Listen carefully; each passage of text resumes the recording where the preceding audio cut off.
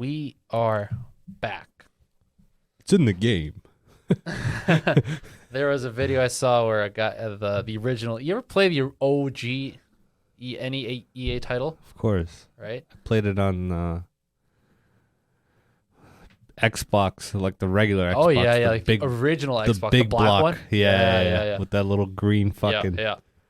button in the back. I remember the first EA title I played was NBA Live 2000, like 00 or like 01. Yeah. And there was a video of a guy. He actually found that original voice actor, and he got him to do the thing. It's pretty cool. EA Sports. It's in the game. It's in the game. It's in the game. You think you could be a voice actor? I might have a shot, but I would really have to master like my low, like EA Sports.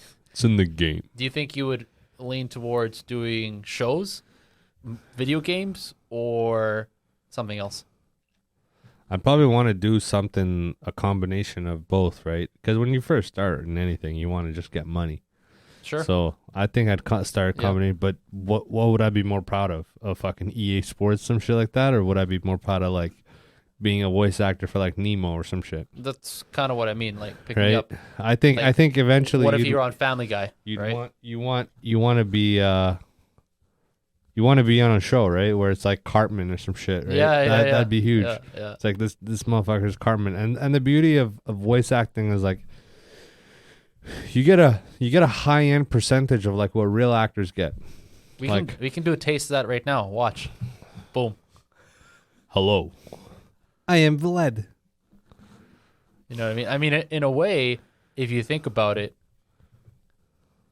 some of the people that listen to our podcast do just listen. They never actually watch us because they can't be watching while they're driving. Or they live kind of in some stuff. village in Eastern Bloc Europe. I mean, if those are the people that are watching, sure. But I'm talking about people like commuting to work or Yeah, whatever, right? like Azamat.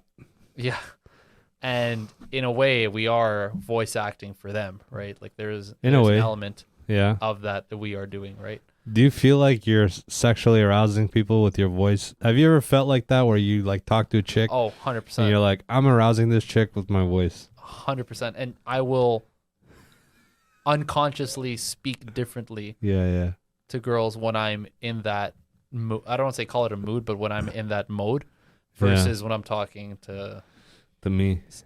well, yeah, I mean, You when There's you that. talk to me, your voice goes higher. I don't know if you start producing estrogen or no, it's because when I get excited, when anyone gets Yeah, you get excited, you yeah, speak yeah. faster, and when you speak faster, your voice will tend to go up as well. That's natural. Yeah, yours does. If you want, no, everyone's does. No No. one's voice goes faster and lower.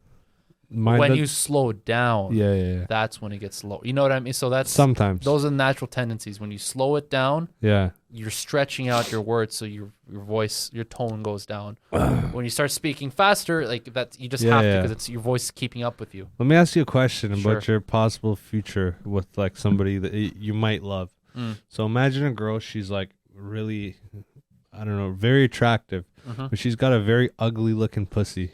What the Is that a fuck? deal breaker for you? You know what's a deal breaker for me? When you fucking these degenerate fucking questions, man. Well, yo, It's like, we're degenerates. It's like Why no, do we man, want to you act? are, motherfucker. Well, then what do you want me to do about it, though? It's like you're telling Improve. me, yeah, but you can't improve from being who you are. Yeah, you can. Degeneracy is like Of course part you of my can. my chromosome. We talked about that multiple times. Of course you can improve. That's like Well, saying, can you improve on being less of a spick?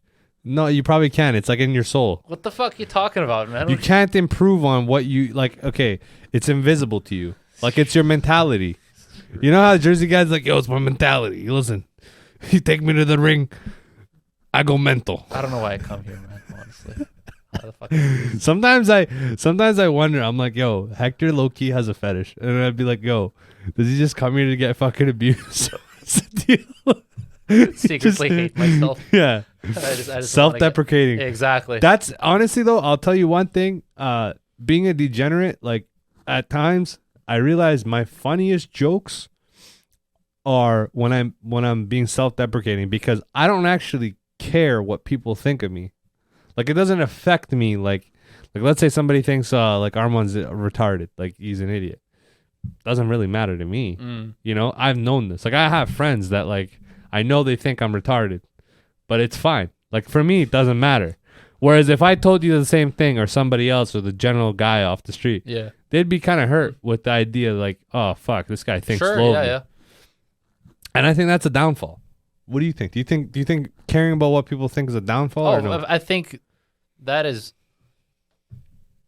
not an uncommon opinion at all, dude. I think most people would agree with you on that. Books have been written about this. The fucking one of the most popular books in the last few years, literally called "The Subtle Art of Not Giving a Fuck." That's the title of the book. It was a New York bestseller for many, many months. So much that there was a fucking sequel about it called, I don't remember the sequel of it, but that's been a philosophy of certain people is like, go do what you want, and don't care what people think. There's limits to this, though. I know, yeah. Some people exaggerate it to make the point, but the idea, I believe, is sound. I don't think you should be a victim to what you believe people will think about you. Yeah. Because that can be extremely limiting. Okay. In your general life. Let's put this idea into practice. Sure. You want kids, right? Yes. Say you have a daughter. Okay. She turns 19. Mm-hmm. She puts that ass on fucking OnlyFans. Okay. You gonna have the same mentality? Of? Don't care what people think about you. Because that's what is gonna hit you most, right? You're a Catholic guy. People are gonna say shit. Like, what's your mom gonna say if her granddaughter? I would see that as a reflection of my parenting. If it got to that point, then what's gonna stop her? I would be more disappointed. No, hold on. What was the original question? Is it gonna still stand? Is like my thing of not caring what people think still gonna? Is that what you're? No, I'm saying like your idea, your pushback is gonna be like, my parenting skills are gonna be at a level where I teach her enough morals that she doesn't make this decision. Yeah. And what I'm saying is that if that fails and all of a sudden that scenario that you explained happens, I'm saying is I would see that you failed as a parent. Exactly. Like that would be a reflection more. I mean, I think that's fair. I would feel pretty terribly about that. Yeah. Because I'd be like, would you try even at this point, if I want to pull her back from this, it's like 19 years of her life led her to this, and a good portion of that is me and my wife parenting this child. Yeah. And if she gets to this point, that's a reflection on us way more than it is on her, because we were, or we should have been, a big influence on her upbringing. So to pull her back from this now, she's a fucking grown adult. Like, I can tell her anything that I want now, but at this point, if these are the decisions that she's made, well, it's an uphill battle. Is what's happening. Sometimes I think you can implement parenting into a child's head, and sometimes I look at my life and I say, that's not the case. Maybe whether I'm the exception or not the exception, but like both my parents are very highly educated, non-criminals, like, you know what I mean? And I've completely opposed their life decisions in my own life. And, if you look at, my whole family lineage, everybody's pretty quiet. Even if you go back to somebody who grew up in my family, like right beside me, my sister, complete different. Mm-hmm. So I think in certain scenarios, yes, you're right. But there's certain odd situations where kids have a certain personality trait where like you can't implement fear or respect out of them. The thing is, no one is born like that. That's not how biology works. No, but right? You have certain kids that have more pushback. All these things are inherited somehow. Now, I think it's more genetic, though. That's not really how it works, though. Like, when you start looking into it, that's not really like this whole, like, the warrior gene or like the... No, it's not the warrior gene. These things don't really work how you might think in that sense. So, what the interesting part about childhood psychology and adolescent psychology, that whole thing is that we're still learning about that to this day. It's not that this is a clear-cut science where we know that if you do these things, then this will be the outcome, or if you do things a certain way, you are guaranteed that it's going to come out like this. It doesn't work like that. It's not a clear-cut science where if you mix A and B together, you get C. Psychology is not a clear-cut science. That's why it's so interesting, because there's many different ways to explain certain outcomes. And I think the beautiful part about the whole thing is that the best thing that you can do is try and make your inputs be the best that you can and hope for the best. Yeah. You can't be kicking yourself afterwards and saying, "Oh, but I did all these things and yet it didn't turn out the way that I wanted to." It's Oh, not a wow. guarantee. No. It's not at all. So would you try to fight your kid on this, or would you let them just kind of live in it? Bro, if it's 19, I ain't doing shit. What the fuck am I doing? They're a grown adult. That's the difference between me and you. What are you gonna do? You're gonna kill them? No, I'm gonna kidnap them. Yeah, okay. Good luck with that, man. Like, you're gonna kidnap them, then what? You're gonna beat them into No. submission? No. What do you? Why does this have to always go aggressive? No, with me? because like it's all. You're like assuming I'm gonna bro, go aggressive. You just said kidnapping. That's not aggressive. That's just how is that not? non-physical kidnap. First, Non-physical kidnapping can be very easily done. please explain for the judge. Okay, so what is a physical kidnap to you? Like by force? No, right? no. You're not asking me questions. No, You can ask the I'm question. I'm trying to open your mind, so No, I no. have to set certain fundamental boundaries with you, because you're a layman when it comes to these things. Okay. So, a physical kidnap is like when I force you into something, right? A voluntary kidnap is like when I show you something and cover it, kind of like the phrase I told you earlier, where we say it in Turkish, whereas we disguise something into something else and make you think it's something else. You understand what I'm saying? Yeah, you're trying to do that with me right now. And No, like, no. I'm not trying to do that with you. I would be trying to do that with like this metaphorical kid, right? This imaginary kid, right? It would be kind of like I would try to go into supporting them into thinking if all else fails, right? And it comes down to the crossroads of I beat her ass or I fundamentally dilute her vision and turn her into something else that is not actually the case. So what I would do is I would bring up an opportunity where like she can do some type of promotion with some other OnlyFans person, right? Invite her over, and then I would just keep her in the house. Delete all of her shit. How would you keep this person in the house? By blocking the door. Non-physical. It's not physical. I think that there's certain things that I believe that you believe this. I believe But I do not believe your shit at all. I believe that you can force by not physically forcing, because at a certain age, if just like you just said right now, if I go through 19 years of a kid and they have so much disrespect for me that they feel the urge that they can even possibly go through a life like that, then I failed. So I have to take some extracurricular activities and make sure that I force them out of this. Otherwise, it's like the other option is just like you said, I give up on the kid. Yeah. The thing is, I don't give a fuck about the kid as much as I care about all those 19 years. That's what burns me the most. You know, when you go through relationships, right? And you end the relationship. Yeah. Do you want the girl to be happy later? Like, do you wish the best for them? Or are you just like, fuck, I wasted time? It depends on why the split Yeah. and how the split. So, Okay. you know, the best case scenario for most people is where they're dealing with an impossible situation where it's like long distance, for example. Yeah, like, let's yeah. say you just got the craziest offer, whatever, you had to move, or, you know, military, like you get deployed, whatever the reason is, you get separated physically, Yeah. and then the circumstances, it's too much to overcome for you guys to come together. So you're like, you know what, it's best that we just split. Yeah, We should just break up, because what are we doing here? Like I'm over here, you're over there, and there's no real way for us to kind of come together Yeah. for the foreseeable future. So it's like we're in a good place, but Yeah. unfortunately circumstances outside of our control. So that's at that point be like, yes, that's best case scenario, because it wasn't because of the relationship, like you two together, but it was other stuff that split you apart, and you're like, all right, well, you know, I wish the best for you. Yes.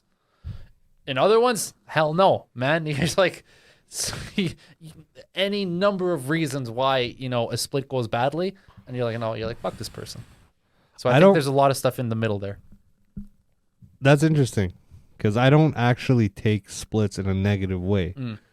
I just take it as like, didn't work, wasted my time.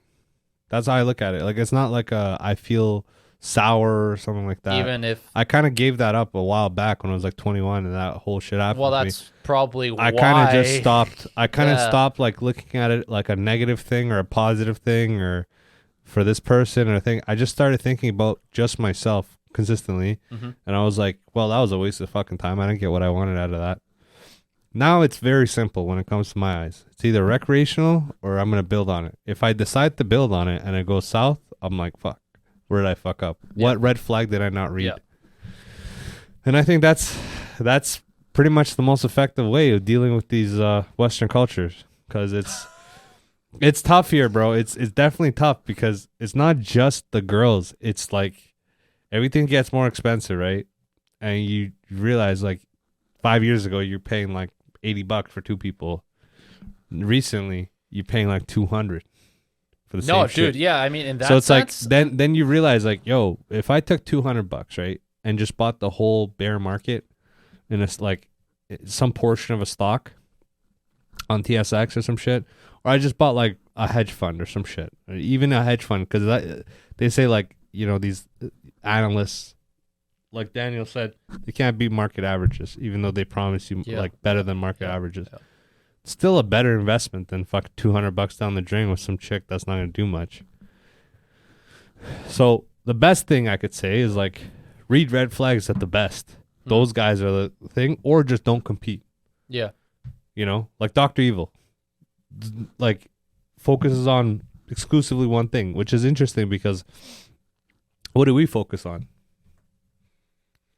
We don't focus on one thing, so we can't really be the best at that one thing. Like, you know, if you read any books with multi-billionaires, most of them give you a general pathway of like pick an industry. That's what they say. Pick an industry and then master that industry. Right. Whether it's podcasting, whatever. Have you picked an industry that you want to master? No. So like, what's the end goal there? Is it like, because there's two paths in life, right? Why I haven't? What do you mean, what's the angle? There's literally two angles you can pick, right? Balanced lifestyle, or like pick a path and master the path. Yeah. Right. Which one have you picked? The first one, balanced lifestyle. Yeah. And you're gonna be like, are you sure you're gonna be content with that when you're 65? I don't think you can be sure of anything 40 years in the future. That's my point. But I'm content with it now, and that's what I'm doing. Do you think though that there's more negatives or hardships one way or the other? Like whether you pick like this lonely path where you're like trying to be an inventor, or some very hard road where you're like constantly lonely because obviously you're not spending this time and money and trying to have a balanced lifestyle, or do you think having a balanced lifestyle has more repercussions or complications? I think the only way that the first one ever really works out is if you truly believe in what you're doing. Like if that is giving you so much payback and reward and fulfillment that you are beyond content doing just that thing, then yeah, sure, that's a very viable option. But if it's not, the fuck are you doing? Yeah, you're giving up so much for what? Something you don't even enjoy? Like what the fuck? What are we doing here? That's what I want to go into next. Enjoy. Like, I think that's the most fluid shit ever. Like, what is it? What is enjoy? Like, what level? Do you what feel level? content when you do things? It's not that hard, man. Content. I don't think content is enjoy though. Bro, it ain't that hard, man. No. It is hard. It is hard. No, it's not. It is. Let me explain. People overcomplicate this. No. It's not. Time, it's man. not. Content is something different than enjoy. It is there's such a difference in level. Enjoy is like, for example, what's the favorite thing you like to do? Well, the thing is, what are we talking about here? If you really want to get into this, dog, let's make it quick, but let's get into it and finish it off with this. You can't, though. You can. No, because you got to define shit properly, because you're mixing shit up that shouldn't be mixed up. No, I'm not. Enjoy is not an emotion. That's no, just it's not. Nobody's saying it's an emotion. Content can be an emotion. Enjoy can is not. Be. No, but that's just how, like, if you're saying you're happy, that's an emotion. Enjoyment, that's not an emotion. No, but fulfillment is also not an emotion. After you do something, so we need to describe this shit properly. How you react. Content is like, how do I explain it? Satisfactory. Almost. It's not happy. right? Forget enjoy, right? How does content in a decision that you made, content means you've accepted it. Stop me where I'm wrong. That's not how it works, though. What do you mean? Content is you accepted it. What does content mean? Let's look it up. Let's look Sure. up content. This is going to somewhere interesting, I think. Content. Read that for me. You're so wrong on this. Content. In a state of peaceful happiness. Okay, keep going. No, there's no keep going. That's what it is. That's the adjective. So you can use it as an adjective, as a verb, or as a noun. So which one do you want? Let's go with noun. Noun. A state of satisfaction. Okay. So I wouldn't describe content Okay, you as can't say the same as enjoy. Can you say that? they're not. They don't describe like they don't live in the same world. I think enjoy would be a feeling, though. No. Enjoy is not a feeling. How do you define what a feeling is? You're enjoying something. Is that not a feeling you're feeling towards something that you're doing? Like you're enjoying having. I'm telling you right now, we are the wrong people to be going deep into this. Like I'm telling you right now, anybody listening to this who actually knows what the fuck we're talking about is listening to us and going, these two fucking Goombas. Yeah. Like, what the fuck are these guys even doing? So let's rewind to the stuff that we actually can talk about, at least I think.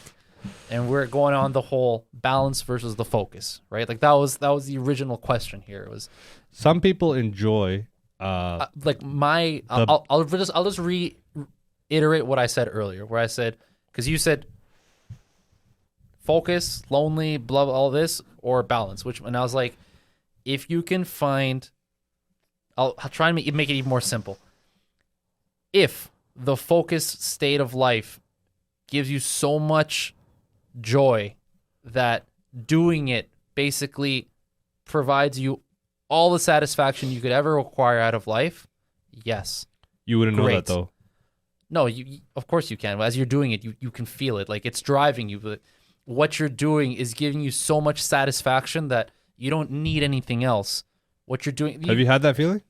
No. For one thing, no, never. I've never had that. I don't think. But people do. Some people. People do. Like, and you can see it. These are like the top 0.01 percenters in all the things that they do. So one of the best examples are guys in science, for example, or art or anything. Guys that do something that to you or me would look so strange. You're like, how the fuck are you dedicating this much time to this one thing? Doesn't it bore you after doing it for 30 years, doing this one thing?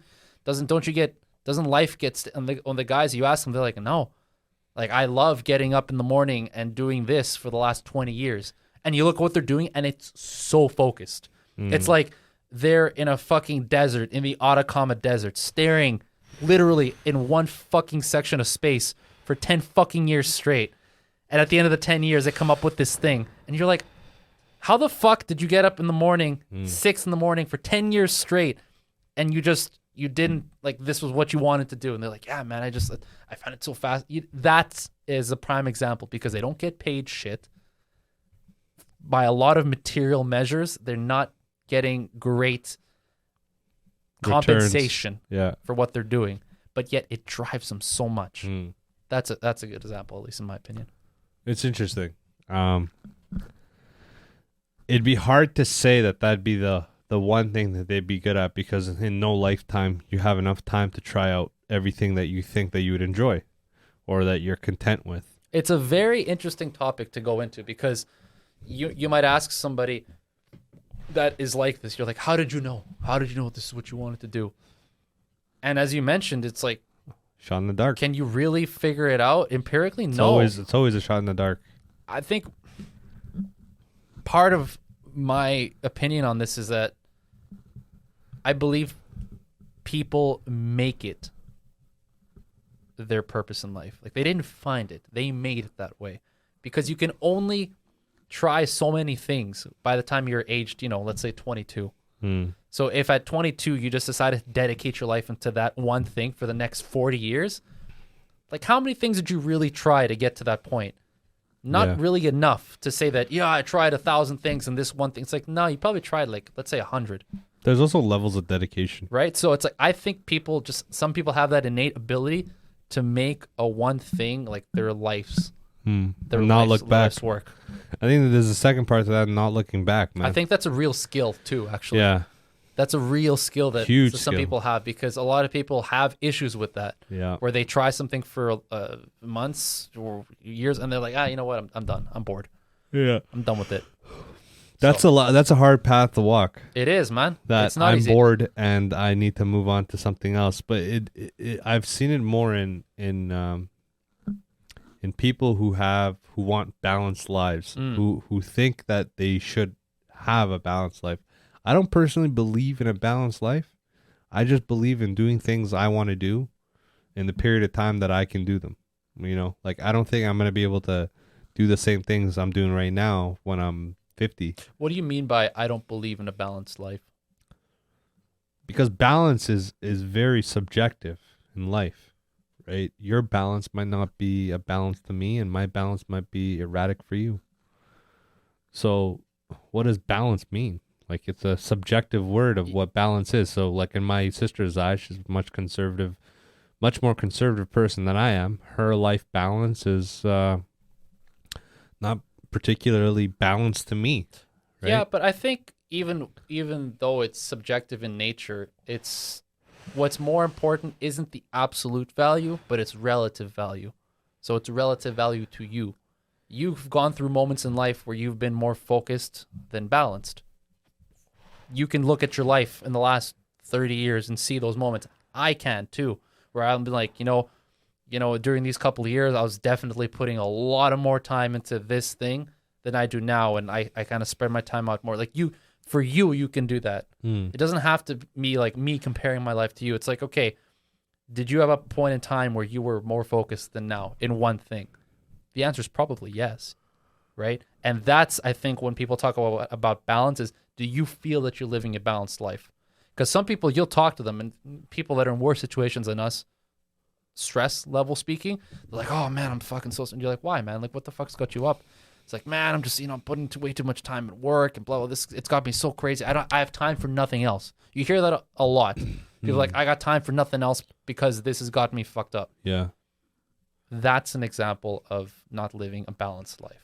If they can say, I'm not living balanced, and okay, there you go. I think that's a good example. So it is very much subjective. Oh no, Yeah, it really 100%. is. But like I said, I think what's the relative value is more important than the absolute. Because the absolute's impossible. Because like you said, it's subjective. How the fuck would you? You know what I mean? Because you could say, no, this is how I split my time, and I'd be like, oh my god, Armand, like that's crazy. How you spent so much time and you're like, yeah, but I'm fine. Yeah. I also think there's an idea that has been implemented through us, through many of sources, and it kind of stands by, you have to lower your stress. Mm-hmm. I don't think stress is bad. I think stress is good. I used to, and I'm like, nah, man. This is why I think stress is good. I think the mind is so much more powerful than what we think it is. And I think you can force, or train is a better word, reactions you have to certain situations in life. So obviously the cliche ways would be the optimistic approach, right? Some people would say, okay, well, I'm not as optimistic as some people. I'm more realistic, and so on and so forth. Same with stress, right? Some people might get implemented stress in their life. They might start losing it. And then some people might get stress in their life and they have a trained mind, and they're like, man, so this is where I got to be careful because I make mistakes here. I start tripping. I start, stressing other people out, or I can take the stress and really hone it. Like the stress, kind of welcome the stress in a certain way. And I think those people don't get a negative side effect from stress. But then there's also people who take stress in and they start, I can't do that. What am I going to do? Like, just like you explained, right? So I think that is also the way you see things in life is very subjective, because someone in Africa and in the Congo being 6 years old working these cobalt mines. I don't know if you've ever seen these things. Cobalt mines are fucking insane. That kid comes home for 4 hours and hangs out with his brother, and he thinks he's got a balanced lifestyle because he welcomes that stress. Versus like, you know, just like Omi Park, that chick, right? She ran away from North Korea at 13, saw her dad get killed, her whole family lineage in Korea, her mom get raped, she got raped. She comes to America, goes to school, goes to an Ivy League, starts making a book, goes on all these podcasts. She's had probably the most incredible stress. She's probably honed that in a way where regular people, I would say, in the probability of wanting a more balanced life, they would want less stress. Whereas somebody that doesn't want a balanced life, doesn't really try to, I guess, initiate a balanced life, they would like stress more, or they're more comfortable being stressed. The thing is, stress isn't just in the mind. You kept repeating that. The issue with stress for a lot of people is that it doesn't just live there. It lives in the body too. And that's where it has real implications. It's if you let it. It's not if you let it. That's not how it works. Stress in the body. When it starts hitting you physically, that's the issue, right? When has stress hit you physically? What, you've never felt it? No. Okay, first of all, you've called me when you're stressed, so I know those moments. No. With you. Feeling stress again. So have you? I'm not the best example of this. Let me explain. Don't interrupt me, because I was still explaining my first thing, right? Have you never felt stress you never feel it in your gut? You never feel it anywhere? Like you've never felt? I don't feel the physical. I define that though. If you have not felt any physical manifestations of stress, you are probably an exception. Most people, especially in North America, with this whole like white collar world that we live in, feel stress in their bodies, not just in their minds. They'll feel a tension in their gut, like that nervous feeling that they get. Maybe you're going to tell me that you've never felt nervous too. If that's the case, well, I'm explaining these things to you for the first time, right? This is not what I'm saying. No, but let me finish. This is the issue with people. They'll get it in their shoulders, in their necks. They start getting it in their body physically, and then they start developing things from it afterwards. There is a reason why doctors will tell you, hey, you know, you're having these issues. It's due to stress. Mm-hmm. That's the issue with most of these people, is that they can't keep it confined to their minds. And that's where I come in, is what I'm saying, is like there's a placebo effect of believing you're stressed, and there's a placebo effect in thinking that you're welcoming the stress. How you deal with that situation once you get stressed in the mind will eventually affect your body. Have I felt stressed? Yeah. There's situations where I'm older and I've dealt with stress a little bit better and it's been positive. And then if I, at that point where that stress ended, if I look back and I tell myself like, hey, fuck man, if I looked at this same situation and I was positive about the stress and welcomed the stress, seeing how it happened, should I even have been stressed in the initial first place? I could literally look back and say, no, I shouldn't have been, regardless of the situation. That's a good take, but it's also like, it almost goes against the definition of, right? Because if you welcome it and you like it, it doesn't end up being stress anymore. That's kind of the whole point. Exactly. That's the whole point. So, you know what it turns to? It turns into a stimulant. Not even that. No, it does. No, because why? It's not a stimulant if it doesn't affect you anymore. It just doesn't. No, it's not even there anymore. Again, what is affect? Affect is from equilibrium. It always affects you, but what you're trying to do is not affect you negatively, so you have this placebo effect in your body.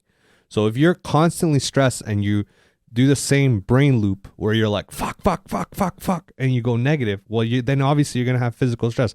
What I'm trying to say is like, when you do feel stress, and I've been working in one of the most stressful environments, one of the most disrespectful environments in any industry. If you look across most industries, you get treated the worst in my industry.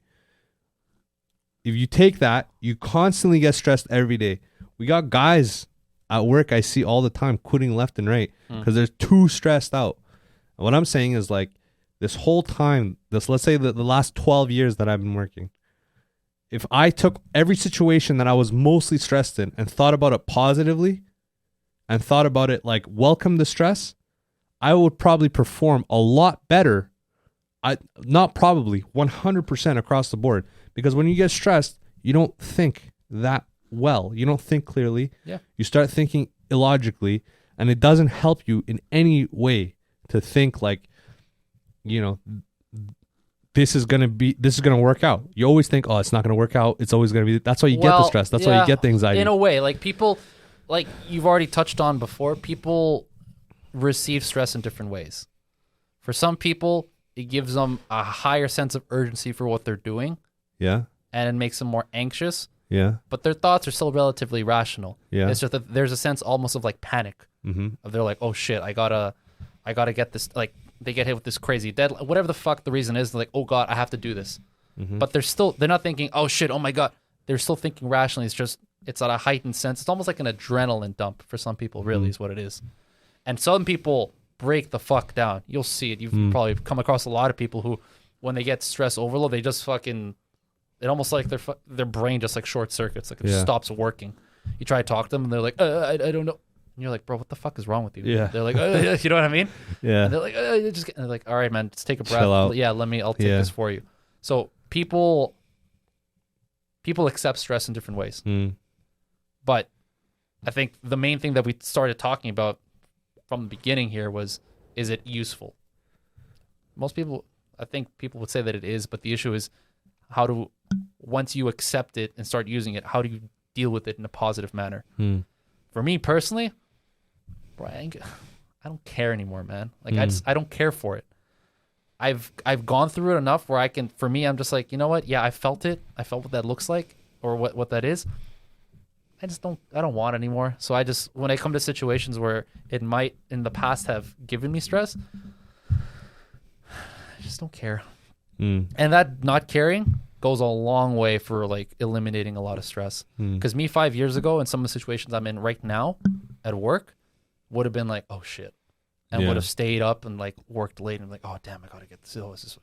Now I'm like, who cares? Yeah, like what the fuck? Like, why am I stressing myself for this? And then I stop. Yeah. So it's a different mentality that I have now for a lot of the things that I went through last year. I wouldn't have been here if it wasn't for some of these certain things that happened that you know about that happened to me last year.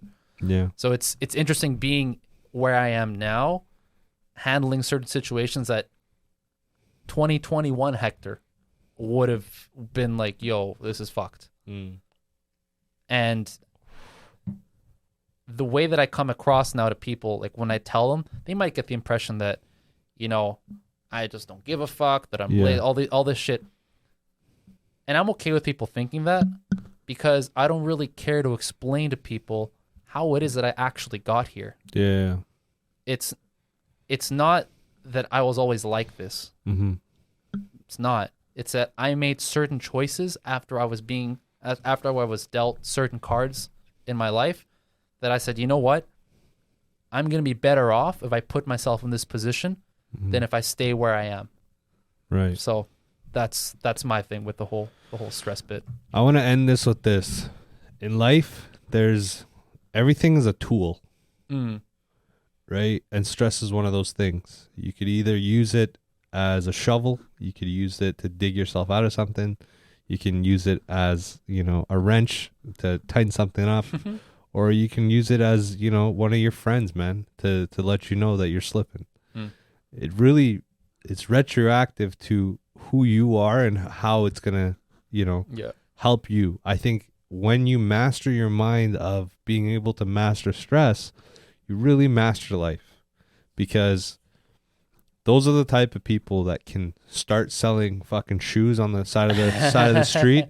And, you know, within a decade or two, you know, they're, you know, multimillionaires, right? And stress is a funny tool because it could either drown you or it could really help you, man. It could really show you like, fuck, man, like you could do a lot better. Because literally in this society, the highest paying jobs are the most stressful.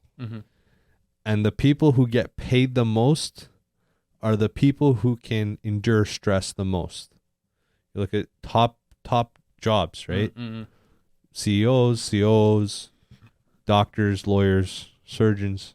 You know, I would say surgeon level is the best example. Would you say surgeons accept and welcome stress, or would you say that they run away from it? Of course, they welcome it, because how you would be a failing surgeon if you, especially are dealing with a life or death situation, where you run away from stress. Over years and years and years, you see surgeons become almost inhumane to pain or emotional pain or any of these things. And that's because of the fact that over time, they've welcomed stress, and the stress doesn't catch them slipping. Mm. Right? Do you want to try and get a surgeon on here? I think that'd be really interesting. What kind of surgeon, though? Doesn't matter. Just a surgeon. Bro, we got to start from somewhere. Man. No. I'm not saying when you get the fucking top surgeon in Vancouver. No. That's not what I'm saying. The reason I'm saying is because I come from a long line of surgeons here, like medical professionals. I'm talking like a practicing surgeon. Let me explain this. Don't interrupt me. In the area. Don't interrupt me. Let me explain this. I don't think we would get much out of a dermatologist or a surgeon who deals with cosmetics. I think we'd get a lot more out of somebody who's dealing with a life or death situation. That's why I condone getting a surgeon who's life or death. Any guest would help, obviously, to get some insight. But I would say the people who are dealing with that life or death would be a lot more interesting conversation with them, because then they're a grim reaper, man. It's crazy how it is. When I think of a surgeon, that's kind of, I already assume that. Yeah. Right? That's like when most people think of surgeons, they don't really consider that a dermatologist is a surgeon, even though they are, because they'll technically. Yeah, they are, because I mean, when they get skin cancer, technically. But I think when people think of surgeons, thinking like orthopedic surgeons, hearts, obviously everyone thinks of the hearts, neurosurgeons, all those, like your classical surgeons. Yeah. Any of those guys is what I'm saying. Yeah. If we get, I mean, if you know anybody, whatever, I'll reach out. Mine wouldn't be interesting. I know a couple of cardiologists. Oh, do they do surgery? Yeah, they work at VGH. Do they perform surgery? Yeah. Oh, well, yeah, could you get them on? The thing is, they're not the most, it's kind of like interviewing Dr. Evil. They're the most introverted, non-spoken, like it wouldn't be how do I say this? There would be nothing we get out of it, because they're very robotic people. So I'm guessing they handle stress well. Very well. Like, you could switch these guys into hitmen probably fairly easily, given the fact that they weren't such nerds growing up. If they had a more hardcore upbringing, they could have went two ways, right? Very stressful blue collar, white collar job, or straight criminal that like slices and kills people to give organ transplants to high-end officials. Honestly, I think it still might be worth it. If it's crap, we just obviously. Episode. But yeah, if you can do it. I know a couple of people. The other interesting thing is, I think we should try, is I think what would be most fun would be to get girls on the show more frequently, and I have access to that, and I think that would be the funnest isn't a word, but I would say it'd be much more satisfying having that, in my opinion, than having a surgeon. I grew up with these like academics, like in my country and in my own family. They're not like, I've been around them. They're not the most interesting people. They're very like, I'll give you an example of what this is, and I kind of want to end on this, or whatever else you want to say. But basically, people who specialize in something aren't very well rounded. I'll give you an example. You ever meet somebody who excels and masters an industry? They don't master anything else. When you talk to most doctors, if you talk to them outside their scope of being a doctor, usually they don't have much insight. And it's because they've invested so many hours to hone their craft that they don't have anything else to say. They haven't done the research. They haven't looked at anything else because they've been so sharply laser focused on one thing. That's probably from the top professions of people that I've actually come across and befriended and kind of know the insights of their lives. They're not the most interesting people outside of their subject knowledge. But that's kind of the point, is that we would be bringing them on for their subject knowledge. No, listen, I'm not, don't take me the fact of me saying no to this. I'm just saying people who I'm okay with that. I'm okay with them being I'm cool that too. way. Yeah. I'm just saying that's my experience with them is that they're not interesting outside them. Just like a girl isn't interesting out. If she's a hot chick, she's not interesting outside of her fucking visuals. You know, I've never met a girl where she's like pretty goddamn close to a dime piece, and I talked to her and I'm like, fuck, you've really changed my mind. I fucking wish I lived in a fucking world where I talked to a dime piece and I'm like, fuck, man, you really give me some insight. Like, I could really think about this and consider. Thank you so much for this fucking information. I'm trying to picture you speaking like that. It's always like, fuck, you're an idiot. You want to suck this dick or what? And if she says no, all right, fuck you, bye. If she says yes, great, let's go. That's literally how it goes down for me. And I think, honestly, for outspoken guys, it probably goes down the same way. You know what? You'd be an excellent candidate to be gay. No. What? Yeah, because you get the dick sucking, and then you also get the, oh my God, man, you've really given me a lot to think about. No, I don't think guys do that. So you don't think anyone's interesting, is what you're telling me? Very few people. This is why. What we're getting at here is nobody's interesting. Yeah, that's what I'm saying. The thing is, the thing I want to say with the interesting thing is, like, most people are average, and average people usually aren't interesting. Hence the average, right? Because if you look at big scale, we're average too, of course, right? And like, if you compare us with somebody who isn't average, well, they're obviously more interesting. Whether it's non-average in a certain context, so like criminally, they're non-average. Yeah. So they're straight psychopaths. Why is it that they don't make shows on average guys like us, but they make shows on psychopaths and sociopaths that killed people, and now they're infamous? They do make shows on average people. It's called reality TV. Yeah, but it's not as interesting as some fucking killer show on Netflix. For you. No, for me, it's for most people. Look at the ratings. If you look up, bro, look at the ratings on some of this garbage TV. There's a reason why people watch this shit. Hold on, reality TV is made for average people. Yes. Right. But if you were gonna say majority of people, actually, all of media is actually made for average people. Why? Because you're supposed to make the most money off of it, and how do you do that? By getting the biggest audience. So by nature, it's that. But I'll tell you, like, if you're an average person, you're watching average people. You're watching something that's been done before, whether in your life or somebody else's life. Agreed. So it's not interesting. But when you see something in activity, whether it's killing 17,000 people or fucking doing some crazy thing, well, obviously it hasn't been done before that frequently. Therefore, it is more interesting.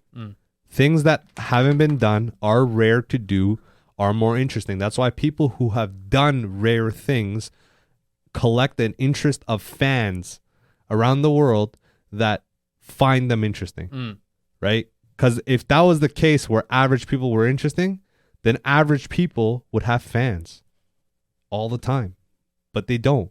If you look at people who have fans, they're not average. Rest my case. And with that, we're the fuck out. All right. Peace. Peace.